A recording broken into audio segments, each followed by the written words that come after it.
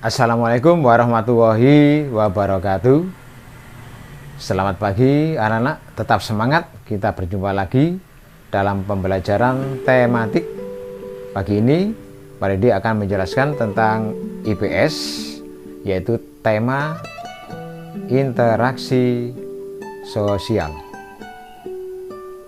Jangan lupa anak-anak, silakan diklik like, share, dan subscribe. Terima kasih. Mari kita lanjutkan pelajaran tentang interaksi sosial. Anak-anak, interaksi sosial adalah hubungan sosial yang terjadi antara satu individu di mana sifat individu yang satu dapat memengaruhi, memperbaiki, atau bahkan mengubah sifat individu lain atau sebaliknya. Nah, anak-anak, itulah pengertian dari interaksi sosial. Nah, berikut ini adalah ciri-ciri dari interaksi sosial. Apa saja ciri-ciri dari interaksi sosial? Yang pertama adalah jumlah pelaku lebih dari satu orang. Jadi dalam interaksi sosial ini setidaknya ada dua orang yang sedang bertemu dan mengadakan komunikasi atau hubungan. Kemudian ciri yang kedua adalah ada komunikasi antar pelaku dengan menggunakan simbol-simbol. Nah, dalam hal ini komunikasinya menggunakan isyarat ataupun menggunakan tanda, mungkin bisa dalam bentuk bahasa. Kemudian yang ketiga, ciri interaksi sosial adalah ada dimensi waktu. Jadi dalam interaksi itu dibatasi oleh waktu, sehingga di dalam interaksi tadi jelas ada orang-orang yang berkepentingan dalam waktu itu. Kemudian ciri interaksi sosial yang keempat adalah ada tujuan tertentu. Jadi mereka berkumpul, berkomunikasi dan memiliki tujuan yang sama. Nah, itu merupakan ciri-ciri dari interaksi sosial. Nah, anak-anak, untuk berikutnya kita akan membahas tentang unsur-unsur dalam interaksi, yaitu ada kontak sosial dan komunikasi. Apa sih kontak sosial itu? Nah, kita bahas kontak sosial adalah merupakan hubungan antara satu pihak dengan pihak yang lain. Itu pengertian kontak sosial. Sedangkan pengertian komunikasi adalah bergaul atau berhubungan dengan orang lain, baik secara lisan maupun tulisan, secara bergantian. Itu adalah komunikasi. Nah, berikutnya adalah bentuk-bentuk interaksi sosial anak-anak. Yang pertama adalah interaksi sosial di lingkungan keluarga.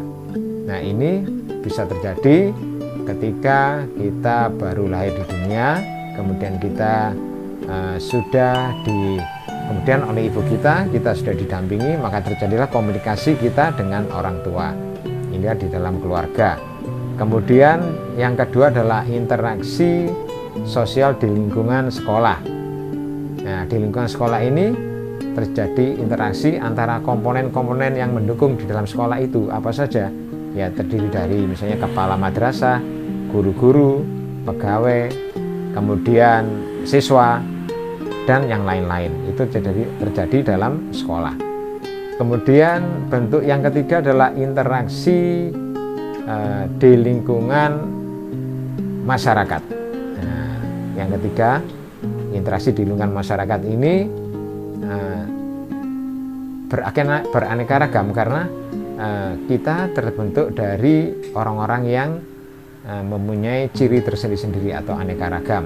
Interaksi ini bisa terjadi di mana saja, baik itu di rumah, di sekolah maupun di masyarakat. Nah, di masyarakat ini dapat terjadi antar tetangga, antar warga, terutama kalau ada misalnya contohnya gotong royong. Nah, seperti di gambar ini. Nah, itu adalah salah satu contoh interaksi sosial di lingkungan masyarakat.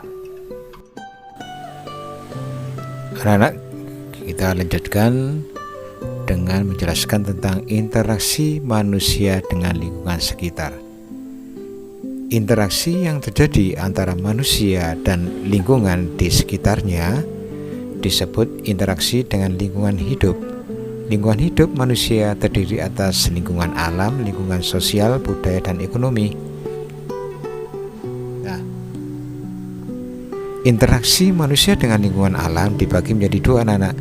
Interaksi manusia yang menyesuaikan diri dengan alam dan interaksi manusia yang mendominasi alam. Berikut ini contoh pada gambar adalah interaksi manusia yang menyesuaikan dengan alam. Ketika ada seorang nelayan akan mencari ikan, maka mereka berangkat pada malam hari karena terjadi suatu kondisi, yaitu terjadi angin darat. Yang kedua adalah interaksi manusia yang mendominasi alam, artinya manusia menciptakan teknologi untuk mengeksplorasi atau mencari sumber daya alam. Contohnya adalah pengoboran minyak. Nah, anak-anak sekalian, berikut adalah interaksi manusia dengan lingkungan sosial. Ada 3 bagian, yaitu 1 antara orang perorangan, yang kedua antara perorangan dengan kelompok, yang ketiga adalah antara kelompok dengan kelompok. Nah, ini adalah interaksi manusia dengan lingkungan sosial. Apa saja contoh-contoh dari interaksi manusia dengan lingkungan sosial ini? Yang pertama, orang perorangan atau individu, contohnya ada seorang ibu dengan anaknya. Kemudian contoh yang kedua, perorangan dan kelompok, guru dengan siswanya. Yang ketiga adalah kelompok dan kelompok, contohnya adalah pertandingan olahraga antar sekolah. Nah, berikut adalah kesimpulan dari pembelajaran hari ini. Interaksi manusia dengan lingkungan alam sekitar dan lingkungan sosial. Manusia sebagai makhluk sosial perlu melakukan interaksi dengan orang lain maupun kelompok untuk memenuhi kebutuhan hidupnya. Setiap individu atau kelompok yang berinteraksi memiliki peran masing-masing.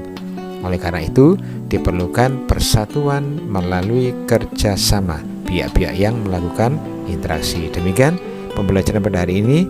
Saya akhiri. Assalamualaikum warahmatullahi wabarakatuh.